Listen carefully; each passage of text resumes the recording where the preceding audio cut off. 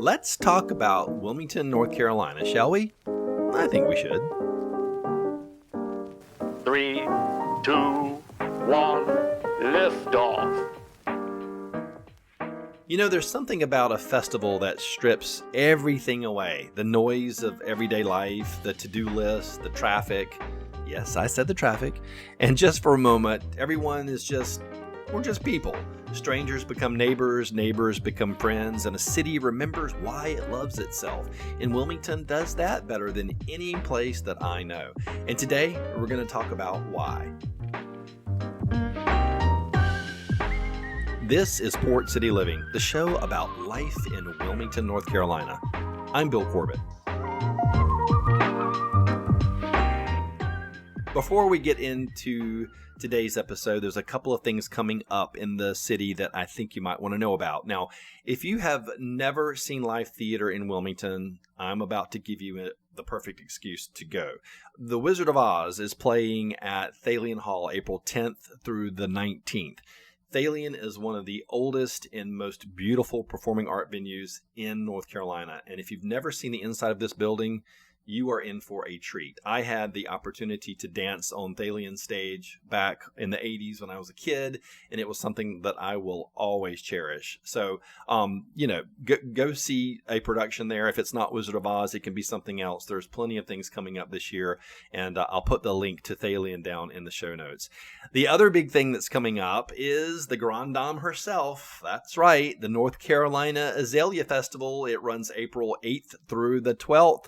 Now, we're going to talk a little bit more about the festival in just a minute, but right now I just want to say this. If you want the full Azalea Festival experience, and I mean the real experience, try to get your hands on some garden party tickets. Now, the garden party happens every Friday of the Azalea Festival. It's a morning to mid-afternoon thing. Now, you got to kind of know somebody, and the tickets are a little pricey, but I promise you, it is worth it. I'm talking big hats, women in beautiful dresses, men in suits and bow ties, cocktails, azaleas. It is the most Southern thing you'll ever experience in your life, and I mean that in the highest compliment possible. So do yourself a favor, try to snag yourself a ticket. You won't regret it. Okay, now let's talk about some of the other festivals in Wilmington.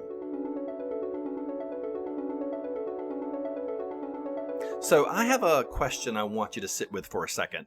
Why do we have festivals at all? I mean, think about it. Someone has to organize these things, raise money, get permits, coordinate volunteers, deal with logistics. Weather can be a pain, vendors. I mean, this is an enormous amount of work. So why do people do it? Well, I think I have the answer. And actually, it's pretty simple. Because people who love something and they really love it, they can't keep it to themselves, whether it's film or bourbon or flowers or music or art. At some point, the passion just has to be shared. It has to be celebrated out loud with other people. That's what a festival really is. It's someone saying, this thing really matters to me, and I think it might matter to you. Come and see this. In Wilmington, well, Wilmington has a lot of people who feel that way about a lot of things. Now, we mentioned it earlier. It's the big one. It's what Wilmington is known for. It's the North Carolina Azalea Festival. This thing has been going on since 1948. Now, think about that. Over 75 years of azaleas, parades, garden tours, concerts, and a crowned queen who I promise takes the title very seriously. It draws somewhere in the neighborhood of 200,000 visitors each year. Now, to put that in a little bit of perspective, that's nearly the entire population of Wilmington showing up in one weekend. That fills up hotels and restaurants, and it makes the whole city just feel electric. Now, I did a deep dive on the Azalea Festival back in season 1, episode 7, where we sat down with the president and had a long conversation about the history of the Azalea Festival and then things that go on during the whole time that the festival is going on. And it was a great conversation. I think you'd really enjoy it. So go back and find that episode 7, season 1. I'll also include that in the show notes down below. But what I want to say here is that the Azalea Festival isn't just a pretty flower show. It's an economic engine for this city. Hotels, restaurants, shops, vendors, the financial ripple effect of that 1 week is so significant, and it puts Wilmington on the map nationally every single spring. Now, let me talk to you about a festival that I think is genuinely underrated. And I don't mean that as a criticism, I mean that as a challenge. It's the Cucaloris Film Festival. If you've lived in Wilmington for years and you've never been, I want you to hear me on this. You're missing something. Cucaloris is a film festival that happens every November across Wilmington. But calling it just a film festival is like calling the Cape Fear River just a body of water. It's so much more than that.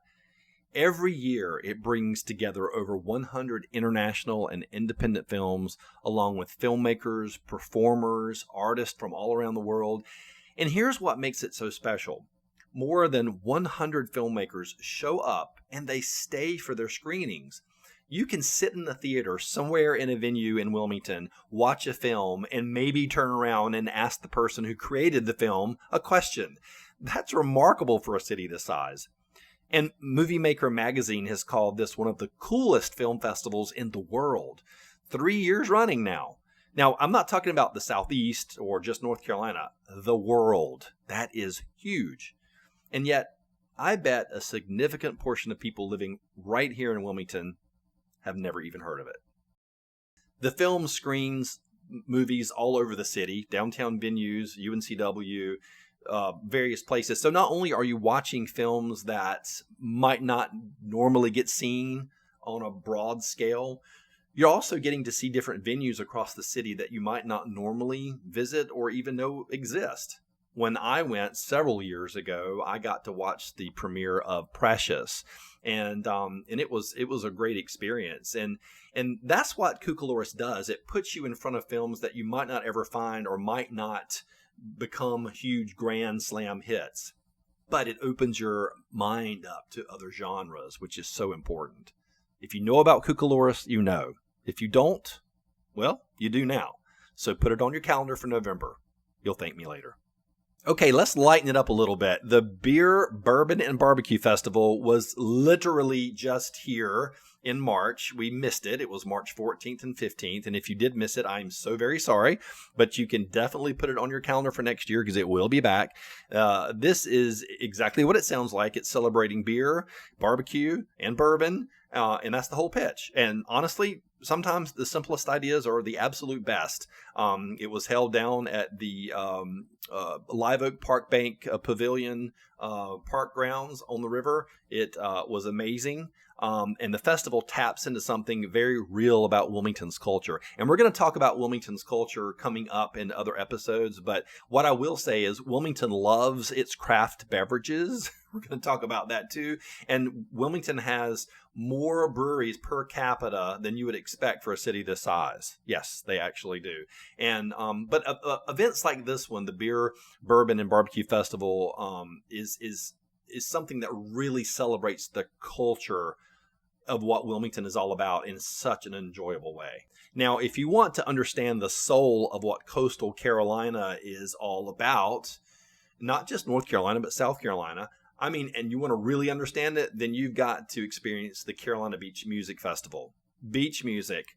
We all love it, right? Shagging. Do you know what shagging is? Well, it's a dance. It's a very specific, very southern, coastal Carolinas dance. I tried it years ago. Wasn't really my thing. I was more of a clogger, but shagging is a big part of the music festival. And it's beloved in a way that, well, you'd have to kind of see it to understand it. The festival brings that whole culture to life. It's nostalgic. It's fun. It's uniquely this part of our world down here, and you're not going to find it anywhere else. The Orange Street Arts Festival is one of those events that reminds you that Wilmington has a very serious arts community that doesn't always get the credit it deserves. It's a very small festival, but it has local artists, local food, live music, and it's all about community. It's the kind of festival that feels like the city is showing off its creative side, and Wilmington definitely has a creative side worth showing off. Now, Uptilt is another film festival that celebrates women in film. It's a nonprofit organization, 100% volunteer-run short film festival that encourages and celebrates diversity in the film industry. And I love that Wilmington can support more than one film festival. It speaks to the depth of the film culture here, which makes sense given our history with the film industry and what gets filmed in Wilmington. I'm going to do a whole episode about the movie studio here in Wilmington and what's been filmed over the years, and it's going to be fascinating, and I can't wait to bring that information to you. Now, I will mention that not only do we have Uptilt, but we also have the Jewish Film Festival and the Black Film Festival, both of which, I'll be honest, I've never attended, but I think their existence says something really important about this community, that there's enough diversity of interest, enough cultural curiosity that these festivals find their audience here. And of course, we have Wilmington Pride every June. Business and venues throughout the city host their own celebrations for Pride. And this is not one centralized event like most big cities would have, but it's more of a grassroots type thing, more scattered throughout the month. And but we definitely have a big Pride community here, and it's something that we are very proud of. And the spirit's here, and I am part of it, and I am very proud of it. So keep your eye out for that coming up here in June.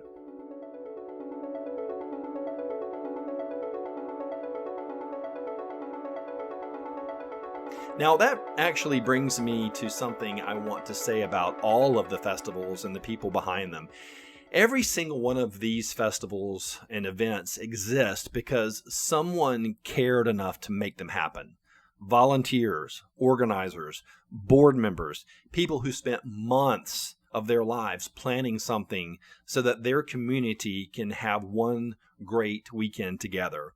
So if you attend any of these festivals this year, and I certainly hope that you do, take a second to find someone that's wearing a volunteer badge and say thank you, or maybe send the organization a note on Facebook or write them a letter, leave them a review. It costs nothing, and it means everything to the people who pour their hearts out into making these things happen. These festivals don't run themselves. They run on passion, and passion deserves to be acknowledged.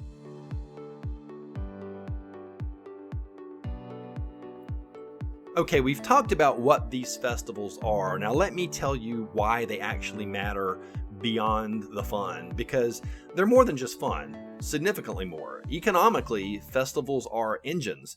Research shows that well-attended festivals can inject millions of dollars into a local economy in a single weekend. Hotels fill up, restaurants pack out, local vendors sell out, tax revenues go up. To put some real numbers on this, a single arts festival in a small town of we'll say 18,000 people was shown to have more than a $13 million economic impact. That's crazy. A music festival in rural Tennessee generated nearly $340 million regionally. Now, Wilmington isn't rural Tennessee, but the principle is the same. People come to a festival. They don't just go to the festival. They come for dinner. They shop here. They stay in the hotels here. They walk into a shop that they've never been into and buy something. And guess what? They have fun and they enjoy the community and they come back. That matters enormously for a city like Wilmington. But here's what I think matters even more than the economics. Festivals do something that nothing else quite does. They create a shared experience, a moment where a city looks around at itself and says, we did this together. We built this. We showed up for each other. I've watched people at the Azalea Festival, for example, strike up a conversation about different varieties of azaleas and which one is their favorite. I mean, that naturally happens. That sense of belonging, that's not nothing. In a city that's growing as fast as Wilmington is, and in a community that seems sometimes like it's losing itself a little, festivals are a reminder of who we are, what we are about, and what we care about, what we want to celebrate. And that is why people put the work in to making them happen year after year. That is why Wilmington, a city of 192 square miles, punches so far above its weight when it comes to the cultural and community events, because the people here love this place, and this is what they want to share. With maybe a little bit of alcohol, but still. Well, that's our show this week. Thanks for tuning in, and until next time, I want to leave you with a thought that someone anonymous said, and I think this proves this to be true for Wilmington every single year. Festivals are a gathering of people, united as one big beating heart.